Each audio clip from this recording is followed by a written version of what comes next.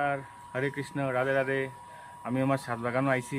আইয়ে আপনার আমার এই যে একটা আম গাছ আছে, এই আম গাছটা সম্বন্ধে আপনার কিছু কইতাম। অ্যাকচুয়ালি এই আমটা যখন কিনছিলাম তখন আমি এটারে কিং অফ চাকাপাত হইয়া মানে আমার যে দিছে আর কি, কিং অফ চাকাপাত হইয়া দিছে। কিন্তু তখন আমি দেখলাম যে হয়তো এটা কিং অফ চাকাপাত হইতে পারে, নাহলে রেড আইভরিও হইতে পারে।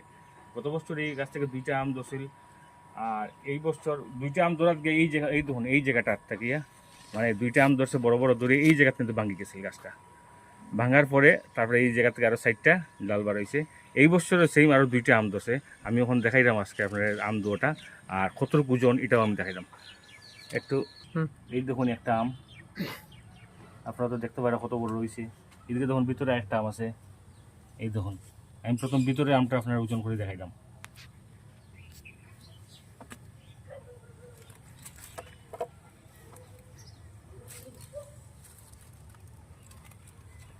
দেখুন 990, প্রায় 1 কেজি।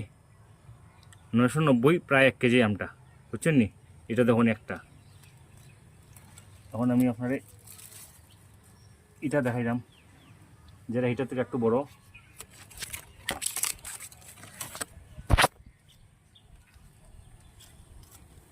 এটা দেখতে বড় হয়ে গেছে, কিন্তু এটার ওজন অতটুকু হয়েছে না, প্রায় 850 গ্রাম আমটাই। আমটা দেখুন আমার 8টা বিঘা যদি মাফি, তো তখন গিয়া 1 বিঘা, পুরো 1 বিঘা ওই আরও 4 আঙ্গুল। এই আমটা 1 বিঘা ওই আরও 4 আঙ্গুল, আর আমটার ওজন হলো 850 গ্রাম। আর এটা হলো প্রায় 1 কেজি হয়ে গেছে। এটাও আমার প্রায় 1 বিঘা আরও 2 আঙ্গুল হইব আমটা। সুতরাং এই আমটা একটু গায়ে মোটা, এটা একটু সরু, কিন্তু লম্বা, অনেক লম্বা। সুতরাং আপনারা যদি কেউ ছাদ বাগানে করতে চান, আমও তো কম গাইবা, কিন্তু সুন্দর লাগবো, আর দেখতে অনেক বড় বড় সাইজ, ভালো লাগবো আর কি। আমার স্বাদটা কিরকম কইতে পারতাম না। এই বছর দেখি, গত বছর কাঁচা অবস্থায় আমরা খাইছিলাম, একটু চুকা মিষ্টি আছিল আর কি, টক মিষ্টি।